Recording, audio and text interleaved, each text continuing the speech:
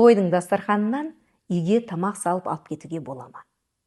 Мен Сая Абдуғани, Қазақстан Республикасы этикет мектебінің негізін қалаушымын. Жоқ, болмайды. Неге? Себебі ол ерсі көрінеді.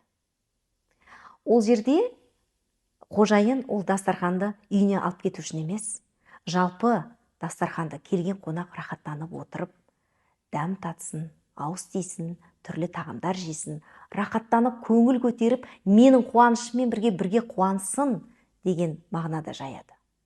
Ал ол қалып кетсе, ысырап болып кетуі мүмкін. Егер деп сұрақ қойыңыз мүмкін сіздің.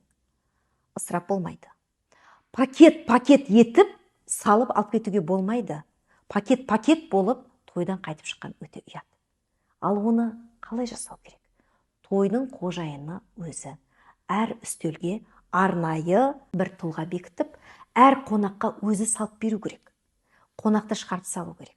Сіз пакет болып шықпай, әдемі келіп, сол әдемі қалпыңызда шығып қайтсаңыз, өзінің беріп жатқан қолынан алуыңызға болады. Ал бөліп, сенде шұжық бар ма, сенде қазы бар ма, сенде ана сүйек бар ма, сенде не бар ма, кәмпит алдың ба? Жоқ, керек емес.